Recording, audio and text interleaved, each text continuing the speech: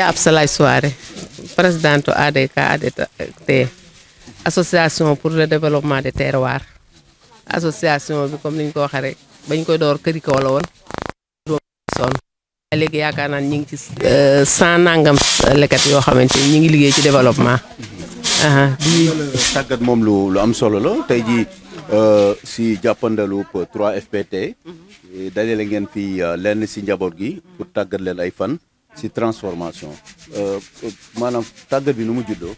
tàggat bi daal ni mu juddoo mu ngi juddoo bi nga xam ne président Macky Sall mi ngi fiy ñëw ñetti fan ci Thiès ñu invité woon femme leader yi gouverneur convoqué ko ñu di waxtaan ak femme leader yi di wax ne lan la ñu bëgg présidente association yi lañ leen bëgg ku leen jàppale ci seen association bi comme ni Macky Sall di wax nag bay dunde ñu ni mën nañoo jàppale jigéen ñi ci formation man ma daal di bind ñëw waxtaan ak sama équipe technique ku mel ni abul yi nga xam ne moo jiite équipe technique bi ñoom Faage ñoom Ndeye Sow ak ñoom Aada ak Maysa mi nga xam ne mooy secrétaire général association bi ma waxtaan ak ñoom leen demal naa dem réunion ci turu association bi lii laa fi jëlee nañ bind jox na numéro ma jël numéro bi woote muy Mohamed muy coordonnateur bi mu ne ma man maa fi toogal Safi Diop Safi Dia nga xamante ni moo yor formation bi ma daal di koy bind ñu bind ko équipe technique bi bind lettre envoyé ko ñu accordé ñu ko ni envoyé leen seen receveur ak seen i membre ñu envoyé booba tey nag ñu topp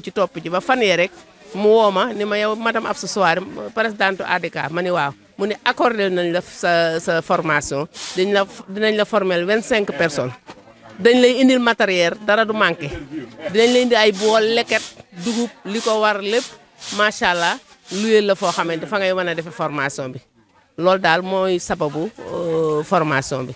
voilà mu mel na nag du guleet ngeen ni tàggat seen ay membres ci li ñu tuddee transformation fruits et légumes voilà lii lan mooy war a doon lu bees ci formation. maanaam du guleet nag wax dëgg yàlla du guleet waaye nii ñu ko amee nag tey mosuñu ko ne nu formé rek ñu ñëw jënd suñu matériel waaye nii ñu ko amee andil ñu matériel complet gis nga xale yaa ngi nii di liggéey bool yeeg bagage yi dara manqué wul wax dëgg yàlla mosuñu ko amee nii kon ñu ngi koy gërëme président de la république ki nga xamante ne madame Sophie Diallo pële nga ñëw fii ci këri kaw ñun ci développement la ñuy yëngutu transformation moom yaakaar naa ni kenn duñu ko jàngal waaye bii nag moom ni ñu ko amee wax dëgg yàlla Babacar mosuñu ko ne amee kon ñu ngi gërëm di sant ci turu ADK bi nga xam jigéen ñi ma ko bokkal gis nga jigéen ñaa ngi nii macha allah sawar ci lool kenn. yow 3FPT moo leen ko indil. moo ki ñuy tàggat moo ko indi defuñu ci dara moo ko indi sama kër la daal nii wax dëgg yàlla jóge Jurbel war fee am juróomi fan ak ñun bu daanaka man moo ma yee wax dëgg yàlla ci lal kon loolu itam dafa am solo lool ba tax na daal ñi ngi kontaan daal di wax ni daal ñi ngi tàllal suñu loxo ñëpp parce que nag li ma lay wax leket yi 110 leket la kon buñ ci jëlee 25 wax dëgg yàlla daanaka kaasul kon dañuy tàllal suñu loxo ëllëgati si biir beneen formation ak beneen opportunité bu ñu mën a am ñu jàppale ko jigéen ñi ndax jigéen ñi nag wax dëgg yàlla ku leen jàppale nga askan ku leen jàppale nga Sénégal te jigéen ñi nag neex nañoo jàppale lool ndax nu ngu nañoo liggéey nu ngu nañoo jàppalante ndax suñu leket yi ñu nekk ñi ngi ci yaxanal di ci jàppale suñu bopp di leblente ci suñu biir te lebuñu kenn ñun ñoo jàppale suñu biir kon lu mel ni bu ñëwee ci kaat suñu kaw duñu def lu kontaan bég di wax ni daal macha allah ñi ngi tàllal suñu loxo ñëpp liggéey ñu mel nii pour mën cee jàppale suñu ay membres nag yi nga bu mujj xanaa wax nga ADK këri kaw la yemoon macha allah mu barkel yaatu bu ngeen tuddee ADT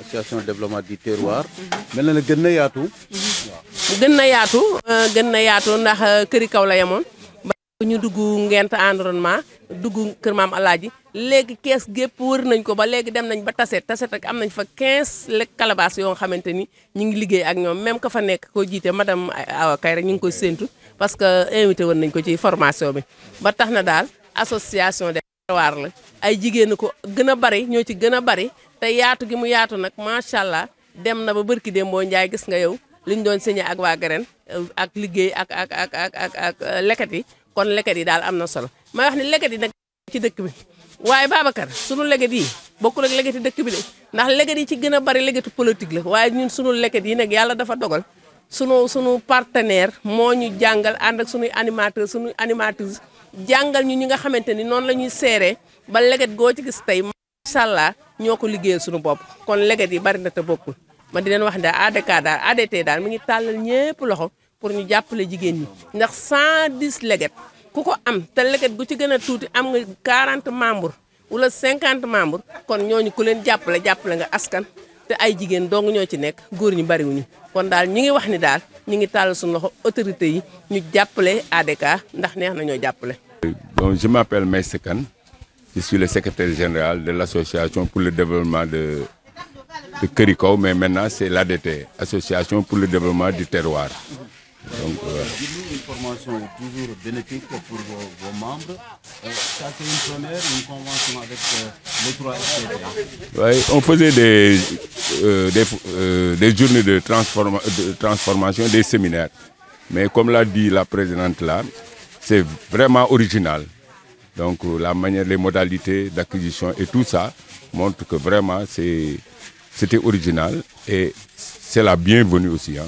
Comment est né votre partenariat avec les 3 FPT? Donc comme l'a dit la présidente là, c'est à l'occasion de la visite du président de la République à Thiès. Et s'enquérir il demandait qu'est-ce qu'il peut faire pour les femmes et pour la population de Thiès. On a profité de l'occasion pour entamer des démarches et effectivement les démarches ont abouti. Et c'est la journée, l'organisation de cette journée montre que vraiment on a atteint notre objectif. C'était de former nos membres pour le développement du pays. Et justement, vous avez toujours bénéficié de formation. Aujourd'hui, en termes de résultats et impact, qu'est-ce que vous attendez d'une telle formation? Bon, nous attendons que pour cette formation, de consolider les acquis déjà, hein, mais aussi de continuer ce travail-là. Il faut former, mais après, c'est l'après-formation. Et accompagner la formation, vérifier l'impact, essayer de tout faire pour le développement du terroir. Donc c'est ça ce que nous attendons. Nous attendons d'être accompagnés pour pouvoir faire le développement. Parce qu'il suffit d'avoir les connaissances, mais il faut les mettre en œuvre. Oui, les calebasses de solidarité ont une particularité. Parce que ces calebasses, c'est des outils de développement. En même temps, il y a l'épargne, il y a l'entraide, hein, et on le fait de manière anonyme. Aujourd'hui, beaucoup de questions, beaucoup de préoccupations sont réglées à travers ces calebasses-là. Et il y a des calebasses actuellement, c'était 0 francs au début, mais actuellement, il y a des calebasses qui gèrent plus de millions, 2 millions, donc au niveau de ces calebasses-là. Et c'est à partir de la participation responsable.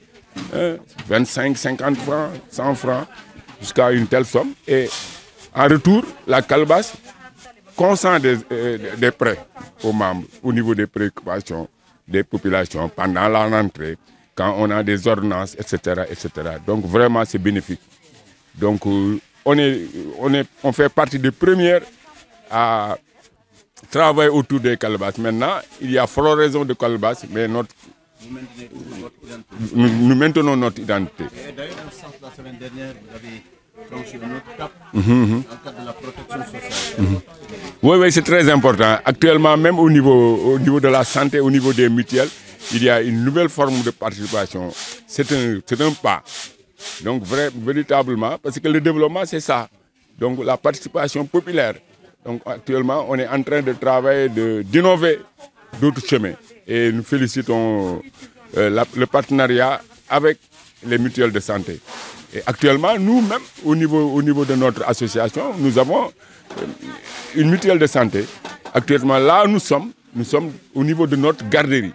Et c'est de nos propres fonds. Et c'est à travers cette politique-là. Voilà.